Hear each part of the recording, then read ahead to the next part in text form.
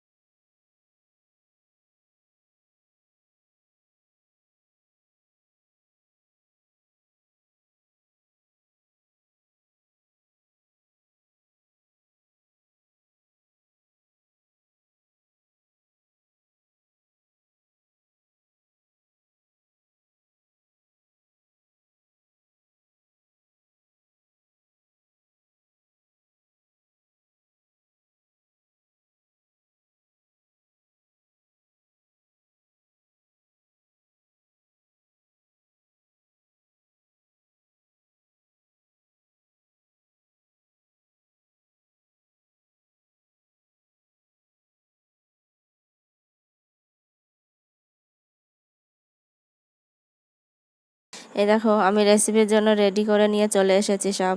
আমি এখানে সয়াবিন কারি করব, তার জন্য 1 বাটি সয়াবিন নিয়েছি।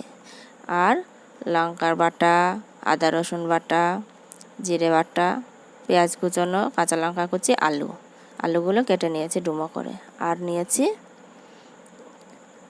আর নিয়েছি গোটা গরম মশলা ফোড়নের জন্য, লবণ স্বাদ মতো, হলুদ গুঁড়ো, তেজপাতা, শুকনো লঙ্কা। এবার সরিষার তেল নিয়েছি।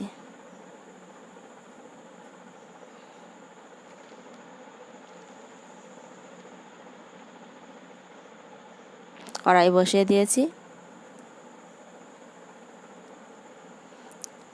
কড়াইটা গরম হয়ে গেলে আমি এতে জল দিয়ে দেব, পরিমাণ মতো জল দেব, কারণ সয়াবিনগুলো আমি সিদ্ধ করে নেব। একটু লবণ দিয়ে দিলাম, লবণ দিয়ে সিদ্ধ করলে ভালো সিদ্ধ হয়। 1 বাটি সয়াবিন আমি দিয়ে দেব,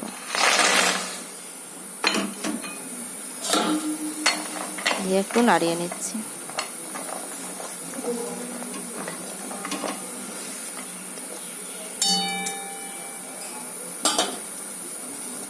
দেখো সয়াবিন সিদ্ধ হয়ে গেছে, আমি কড়াইতে তেল দিয়ে দিলাম, আলুগুলো ভেজে নেব। পরিমাণ মতো তেল দেবে। দেখো আলুগুলো আমার লাল করে ভাজা হয়ে গেছে, আমি এবার তুলে নেব। কড়াই গরম হয়ে গেছে, তাতে তেল দেওয়াই আছে। এবার এই তেলে আমি 1 চামচ ঘি অ্যাড করে দিলাম। তোমরা ঘি না খেলে দেবে না, ঘিটা দিলে ভালো হয়, এই জন্য আমি ঘি দিয়েছি 1 চামচ। এবার আমি ফোড়ন দিয়ে নেব। ফোড়নের জন্য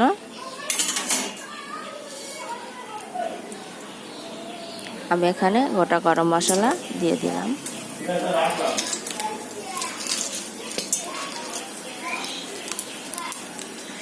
আর শুকনো লঙ্কা, তেজপাতা দিয়ে দিলাম ফোড়নে।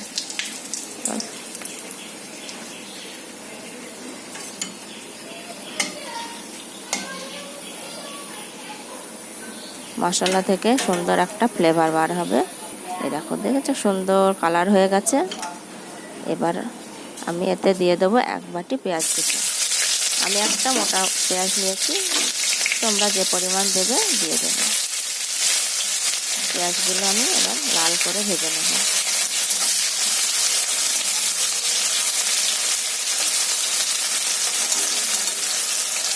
পেঁয়াজ আমার লাল হয়ে গেছে, বেরেস্তার মতো করে ভাজতে হবে। এবার আমি মশলাগুলো সব দিয়ে দেব। আদা রসুন বাটা দিয়ে দিয়েছি,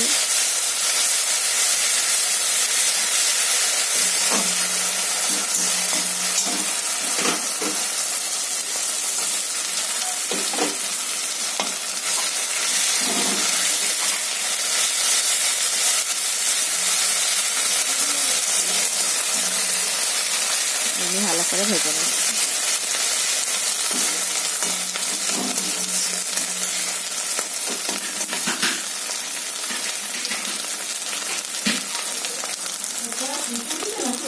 এবার লঙ্কা বাটাটা দিয়ে দিলাম।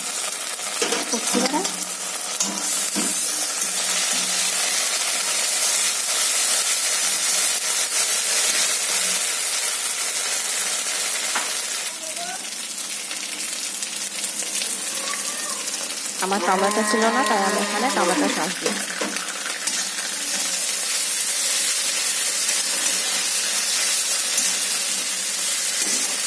আমি ভালো করে মশলাটা কষিয়ে নিচ্ছি।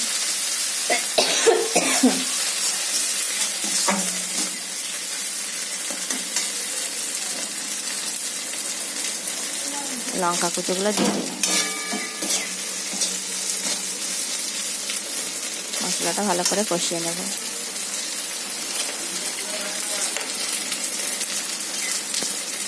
স্বাদ মতো লবণ দিয়ে দেব, তোমরা যে পরিমাণ খাও দেবে। হলুদ গুঁড়ো দিয়ে দিলাম,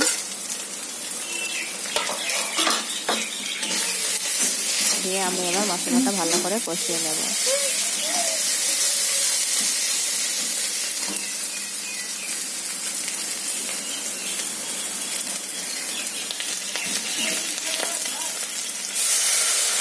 অল্প একটু জল দিয়ে দিলাম, কারণ মশলাটা পুড়ে যাবে নাহলে।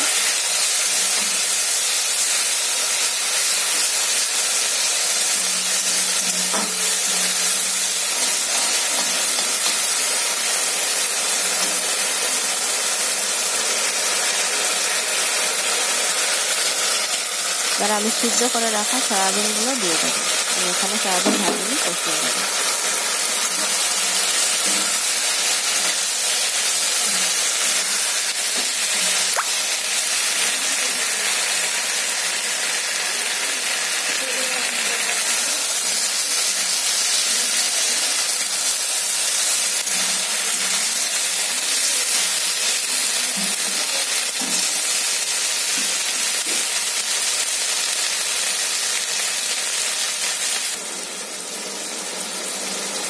সয়াবিন থেকে দেখি তেল ছেড়ে দিয়েছে। এবার আমি আলুগুলো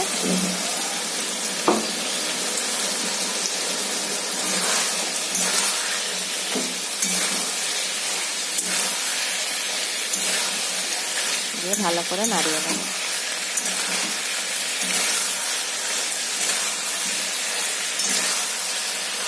ঘন ঘন নাড়তে হবে, নাহলে তলায় লেগে যেতে পারে, মশলাটা পুড়ে যেতে পারে। সয়াবিন আলু কষা হয়ে গেছে, একটু মিট মশলা দিয়ে দিলাম। কষার সময় মিট মশলাটা আমি দেবো।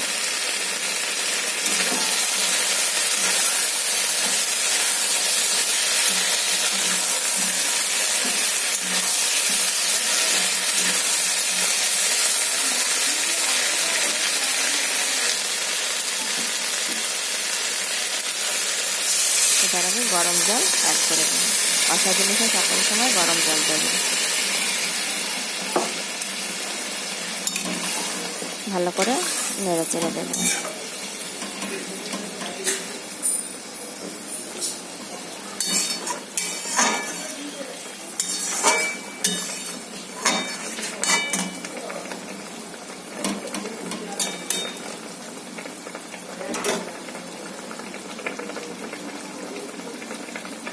আমি ঢাকা দিয়ে দিলাম সিদ্ধ হওয়া পর্যন্ত। দেখেছো আমার তরকারিটা কত সুন্দর হয়ে এসেছে, সব সিদ্ধ হয়ে গিয়েছে, আলুগুলো সিদ্ধ হয়ে গেছে।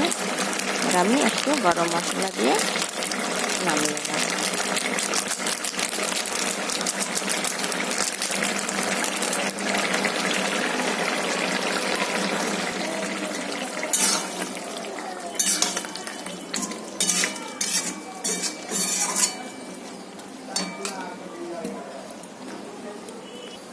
আমার soybean curry ready. Good morning বন্ধুরা, কেমন আছো তোমরা? আশা করছি সবাই ভালো আছো। আর এই দেখো আমি এখন রান্না করে আসলাম। দেখেছো আমার মুখের কি অবস্থা, কি গরম, আমি ঘেমে গেছি পুরো।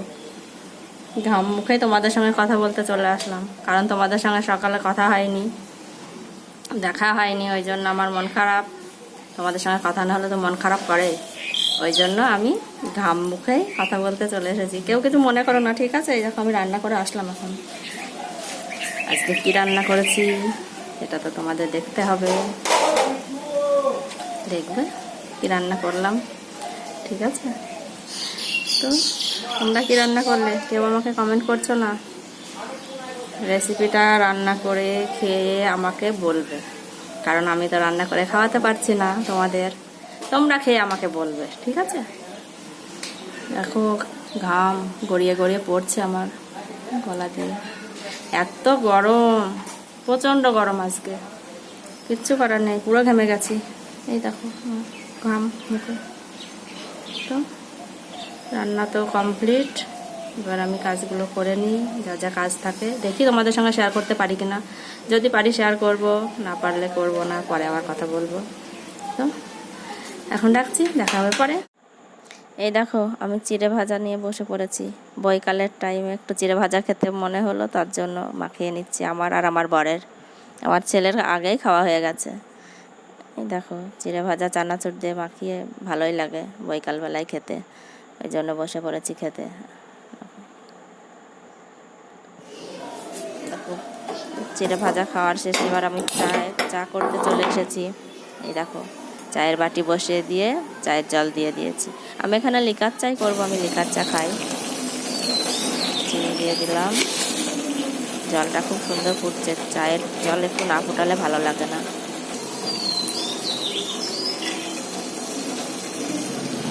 চা পাতা দিয়ে দিলাম, আমার চা রেডি হয়ে গেল। একটু নাড়িয়ে দেবো।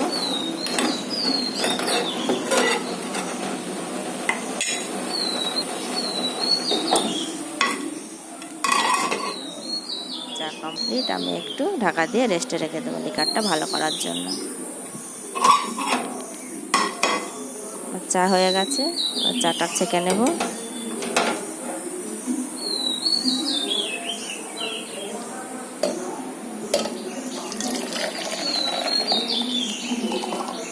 তো চা আমার রেডি, এবার আমি সার্ভ করে নেব। এই দেখো 3টে কাপে ঢেলে নিচ্ছি আমাদের 3 জনের। তো আমি চা খেতে থাকি, তোমরা দেখতে থাকো।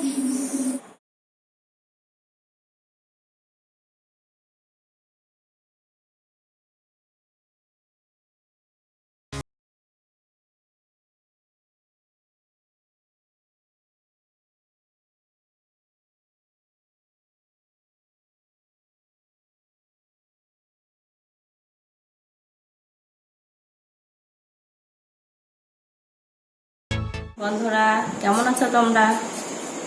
আর এই দেখো আমার এখন টাইম তোমাদের সঙ্গে কথা বলার, আমি এখন কথা বলতে চলে এসেছি। এখন বাজে 8:30, মানে 8:30। আর এখন আমি কথা বলার জন্য তোমাদের সঙ্গে সামনে এসে গেছি। সারাদিন সামনাসামনি সেভাবে কথা হয়নি, সেই রান্না করার পর একটুখানি তোমাদের সঙ্গে কথা বলতে চলে এসেছিলাম। ঘাম গায়ে, তখন আর ভালো কথা হয়, অল্প একটু কথা বলে রেখে দিয়েছি, এই জন্য আবার এখন আসলাম তোমাদের সঙ্গে কথা বলতে।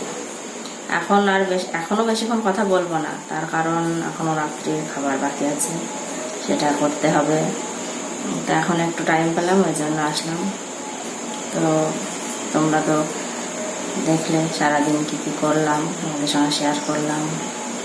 সকালে চা খাওয়াটা শেয়ার করিনি, কিন্তু বৈকালে আমি চা খেয়েছি সেটা তোমাদের। আমি লাল চাই খাই, আমি দুধ চা খাই না, কারণ দুধ চা খেলে আমার একটু অসুবিধা হয়, ওই জন্য আমি লাল চাই খাই। আর লাল চা খেয়ে খেয়ে অভ্যাস, দুধ চা খেলে অসুবিধা হয়, অসুবিধার জন্যই আমি খাওয়া বন্ধ করে দিয়েছি। আর আজকে তো রেসিপিটা তোমাদের সঙ্গে শেয়ার করেছি, তোমরা ট্রাই করে দেখবে কেমন হয়। আমার কাছে তো ভালো লাগে, আমি তো এরকমভাবেই করি, তোমরা দেখবে করে তারপর আমাকে বলবে কেমন হয়েছিল, ঠিক আছে?